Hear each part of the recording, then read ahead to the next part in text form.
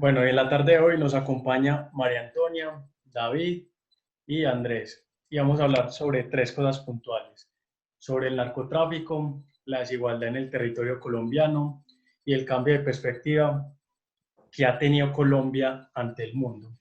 Bueno, María, ¿quieres iniciar?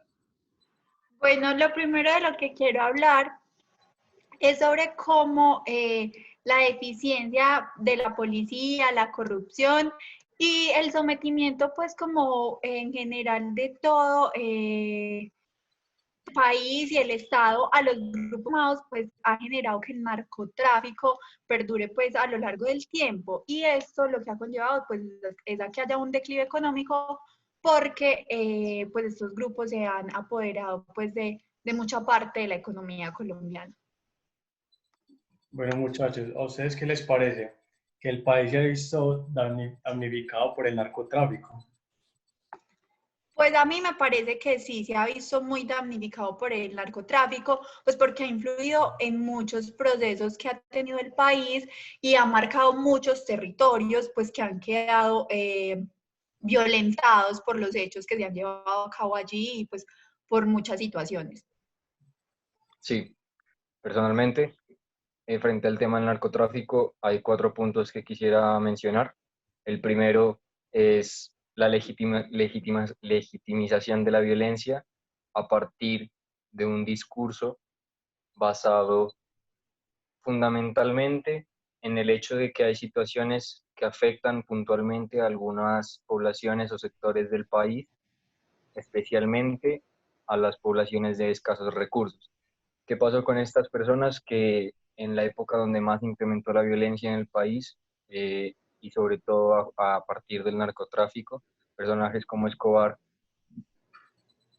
encontraron la forma de acercársele a los jóvenes y a la población de los barrios más vulnerables, haciéndoles ver que esa situación podrían transformarla, uniéndose a esas redes que después, lógicamente, se convirtieron en redes de violencia y narcotráfico, basándose principalmente, como les menciono, en que para ellos era una forma de rebelarse contra esas situaciones negativas que habían tenido que vivir y, lógicamente, por encima de todo, la parte económica, porque para ellos era un sustento económico mucho más grande que el que iban a poder encontrar eh, en cualquier oficio que pudieran hacer basándose en sus conocimientos y habilidades.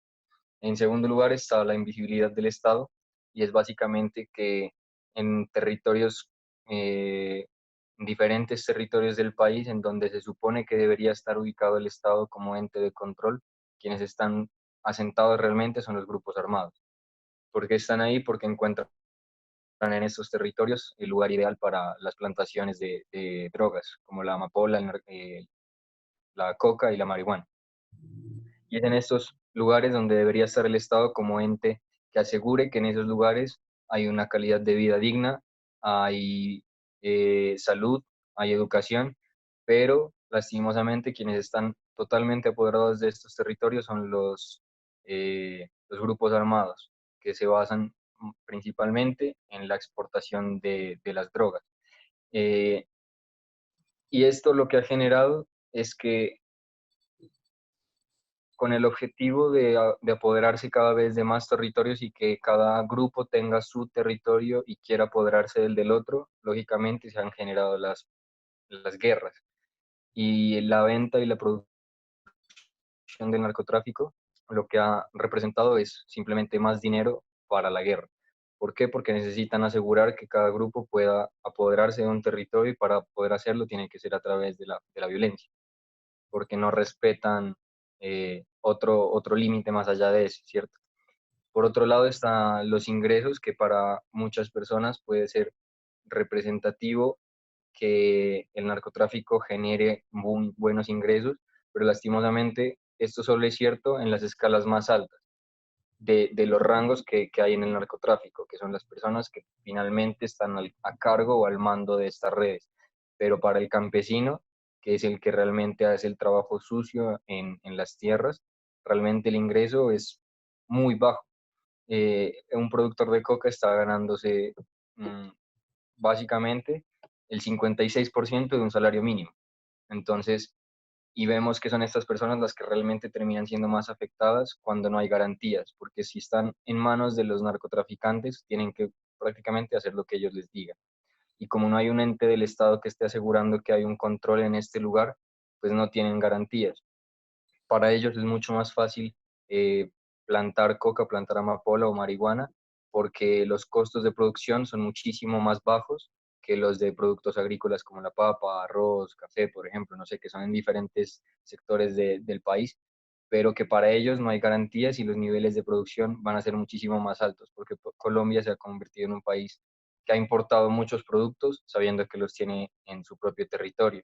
Entonces esto le ha quitado la oportunidad a muchos trabajadores de que sus garantías sus tierras produzcan mm, alimentos o productos que en realidad les representen un buen ingreso económico, a diferencia de lo que es la plantación de la coca o la amapola. Bueno, Andrés, ¿qué piensa? Y bueno, de acuerdo a esa pregunta, podemos concluir que el narcotráfico sí ha afectado mucho el país en diferentes ámbitos. Económico, ha espantado la inversión extranjera, ha frenado la inversión también local, socialmente ha parado los territorios, ha creado desigualdad y ha generado también, digamos, los grupos armados al margen de la ley. De eso vive, de eso han, digamos, desangrado al pueblo, por eso han espantado miles y miles y miles de oportunidades al pueblo colombiano. Entonces podemos, o personalmente considero que es el principal mal del país. Eh, de alguna u otra forma se podría decir que nos hemos beneficiado en algún punto, puedo decirlo, por el hecho de, por ejemplo, que el 0.2, el 2% del PIB de Colombia es gracias al narcotráfico, casi 16 billones de pesos al año. Si no se hiciera nada para combatirlo, sería de casi 19 billones de casi 9%, casi 36 billones de pesos al año. Entonces, de alguna u otra manera, ha generado eh, oportunidad, recursos, pero que al final llevan a cosas malas, que al final simplemente han paralizado el país, que han parado el progreso durante las regiones, y eso es algo que llegamos todos a concluir, que es algo en lo que todos estamos de acuerdo. Sí, sí. Bueno, en cuanto al narcotráfico, hay otro tema que también es interesante que lo toquemos y es, ¿sienten que la cultura que va impregnada del narcotráfico en el país todavía sigue vigente?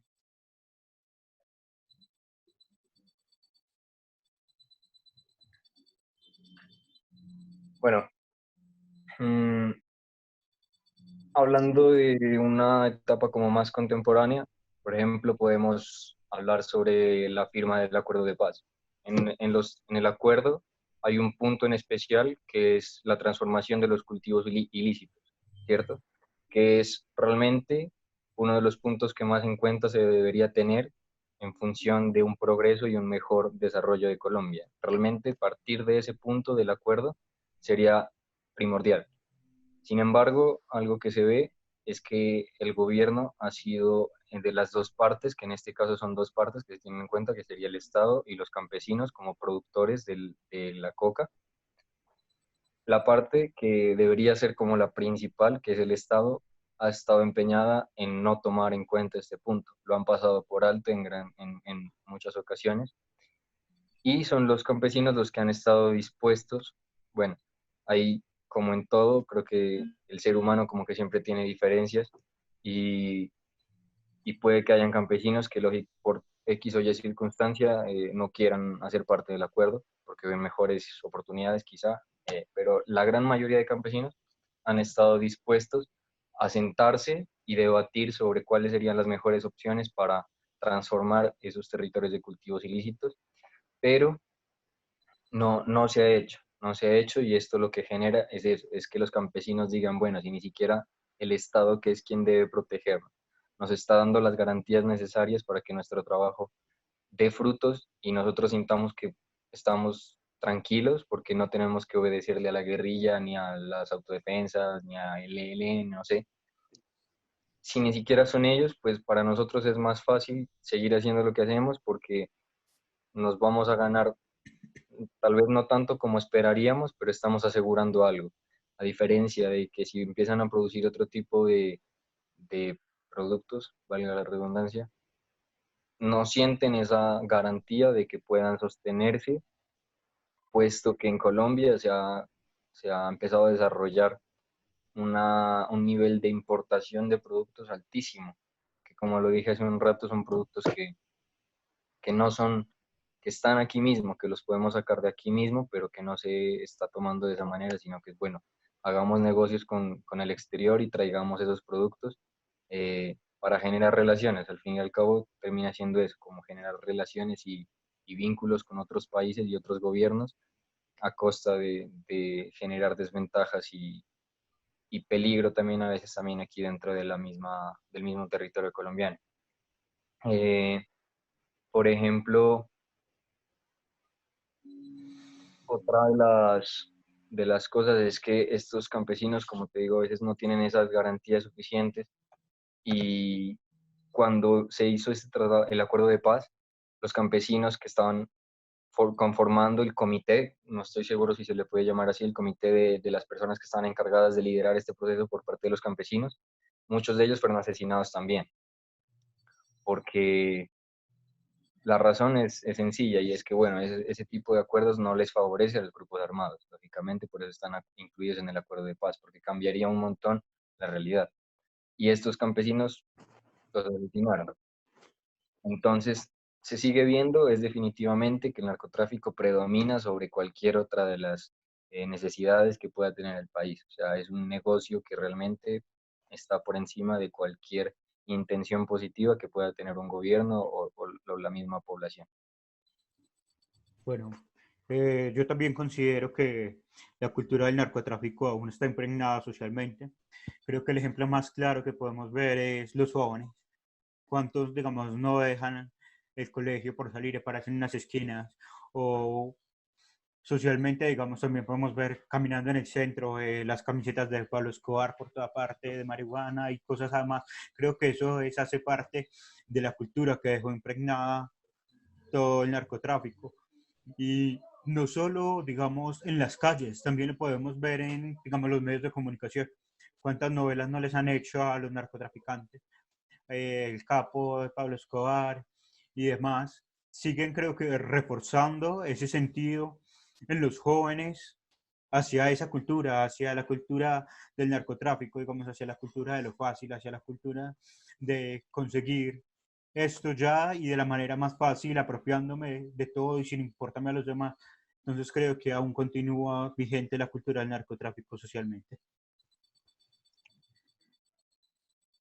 Pues para concluir, yo creo pues que estamos de acuerdo como en algo y es que sí ha influido pues mucho el narcotráfico en la cultura, ¿cierto? Porque pues vemos como muchas acciones actuales que están marcadas por hechos pues que han pasado relacionados con el narcotráfico. Otra cosa que me parece como importante rescatar pues o resaltar de lo que hemos tenido en cuanto a historia en el narcotráfico en Colombia es acerca de la desigualdad, porque pues sí nos ha dejado marcada la cultura y todo, marcados como desigualdad en todo el país. ¿Por qué? Porque entonces en Colombia podemos ver que unos pocos lo tienen las tierras o podemos ver que el, el mando pues está a cargo de unas personas y pues las otras son sometidas, por ejemplo, rescatando o diciendo, haciendo alusión a lo que decía David ahorita acerca de lo de los productores y la gente pues que trabajaba en todo esto, pues vemos que muchas personas se someten pues a estos trabajos y también allí pues está generando un rango de desigualdad y siento que la desigualdad en Colombia está muy marcada y en mucha parte puede estar vinculado al narcotráfico. Otra cosa que quería mencionar frente a la influencia que ha tenido el narcotráfico y cómo se ha desarrollado también, es ese cambio que ha tenido, quizá no tan recientemente, sino ya teniendo en cuenta un poco de plazo más largo hacia atrás, y es como la guerra dejó de ser únicamente un suceso que se daba en el campo a pasar a, a convertirse en un hecho muy marcado dentro de las ciudades también.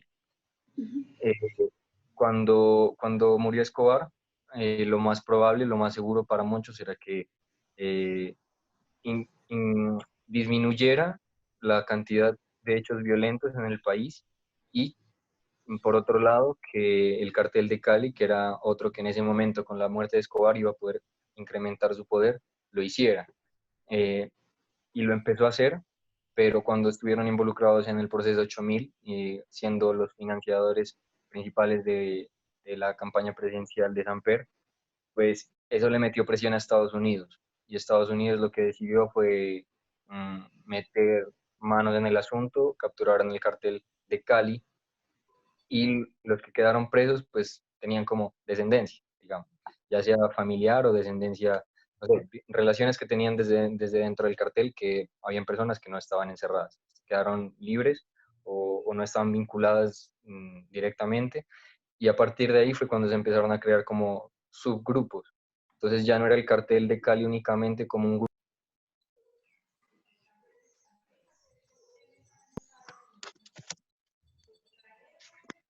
sino que cada grupo después empezó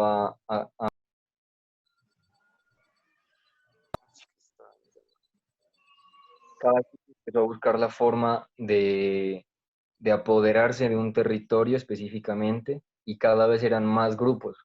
Y eran pequeños, pero entre muchos grupos se formaban guerras impresionantes, y eso es lo que ha venido siendo. Entonces, los carteles ya no eran una sola en exclusiva como un grupo tan grande, sino que se empezaron a formar más pequeños y dentro de las ciudades. Entonces, se formaban los paramilitares, las guerrillas y los criminales y los delincuentes, pues lo que se conoce como delincuencia común dentro de las ciudades, pero todo viene como desde una raíz más grande del conflicto armado del campo que empezó a emigrar a la ciudad.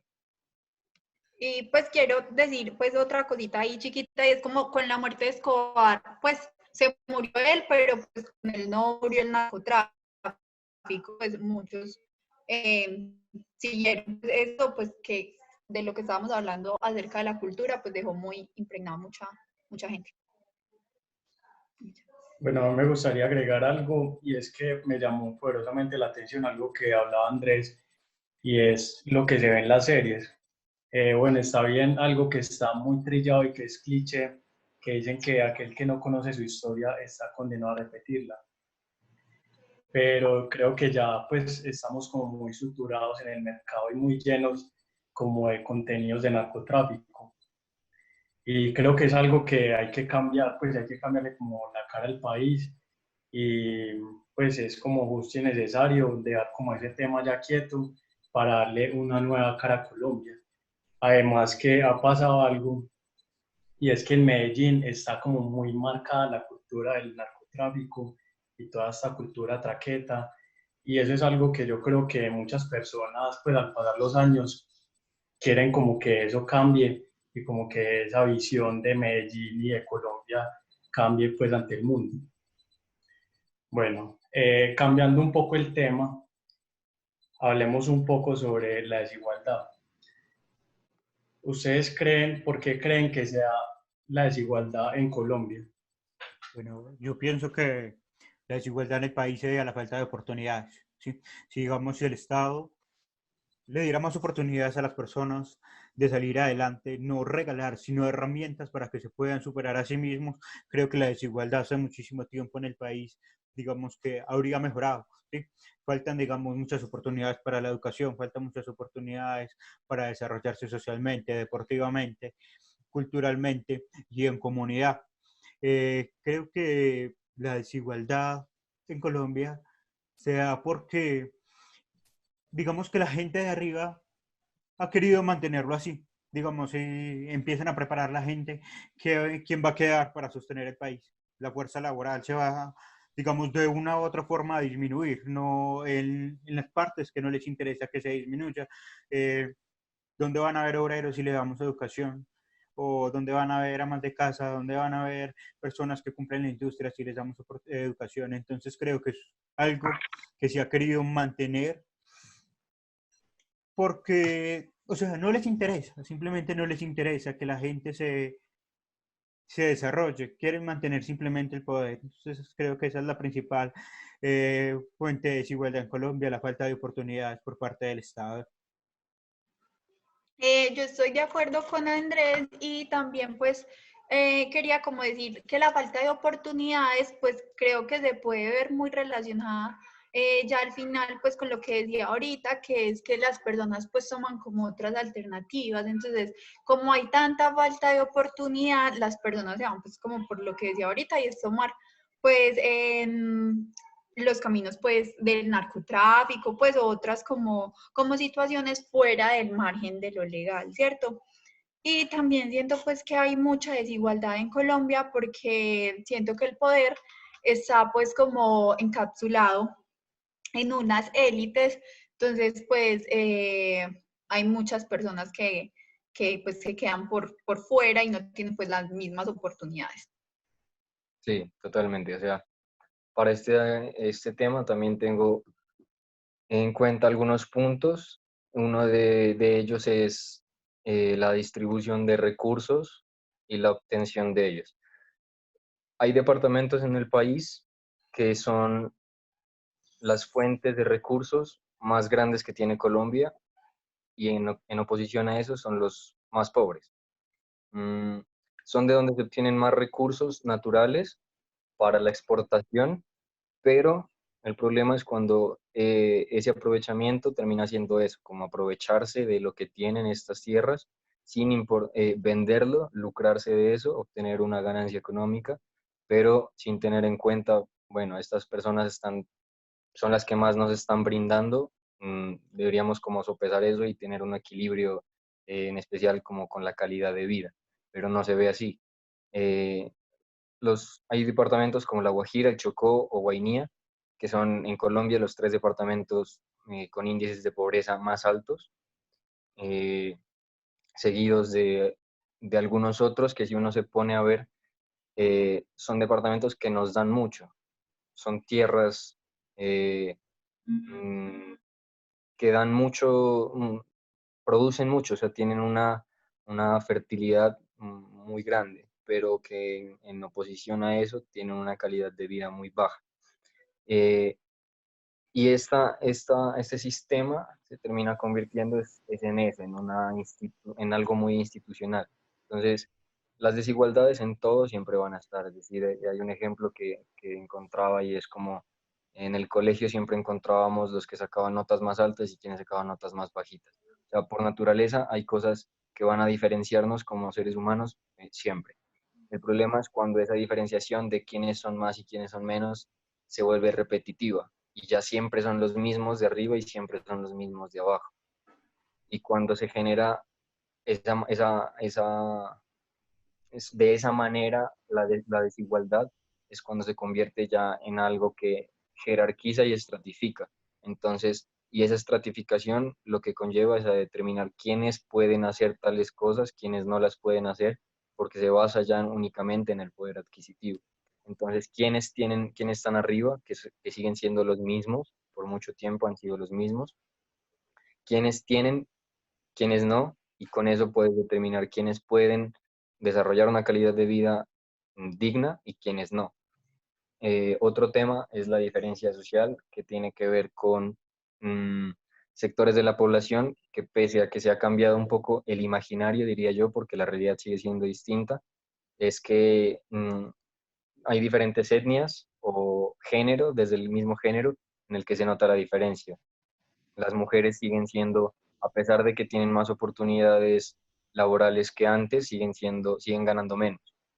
Mm, y siguen teniendo esa necesidad social, porque es así, es algo como un concepto social, de que después de trabajar en la empresa o en lo que sea, debe llegar a la casa a cumplir con otras labores que el hombre no tiene que hacer.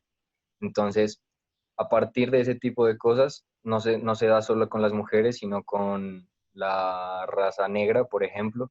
La raza negra estadísticamente sigue siendo el sector poblacional con menos oportunidades laborales en Colombia. Entonces son cosas como que nos hacen ver que definitivamente en el país siempre va a estar esa desigualdad y no se marca una transformación más positiva, sino que a veces por el contrario sigue siendo hacia el otro lado, como marcando cada vez más una desigualdad más fuerte que implica una imagen del país, la verdad, totalmente desfavorable.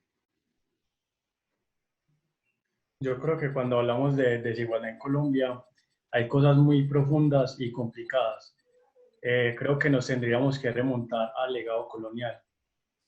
También la falta de igualdad de oportunidades y en especial con la falta de acceso a la educación de calidad. Por otro lado, también lo que decía María Antonia, y tiene que ver con los factores típicos de una sociedad latinoamericana, donde hay una élite más o menos del 15 o 20% de la población que tiene acceso a mejores oportunidades, a los mejores colegios, al mejor crédito, que tiene mayor oportunidades, que tiene beneficios económicos, y una cosa está negada para el otro 80%. También las causas pueden ser políticas, históricas, y esto es como muy difícil de combatir. Bueno, cambiando un poco el tema, ¿cuáles han sido los sectores más damnificados de Colombia?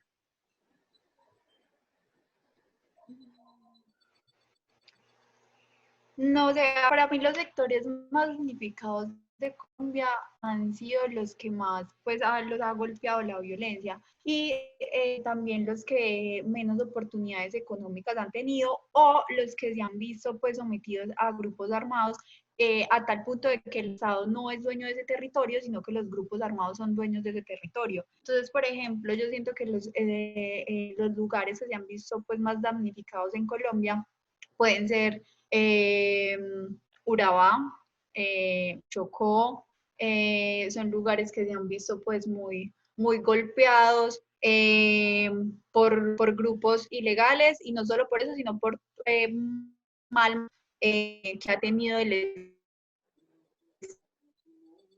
esto que ha tenido, ha abandonado a muchas personas allí, pues están a merced de otras cosas, ¿cierto? Entonces, pues siento que ha golpeado duro estos sectores.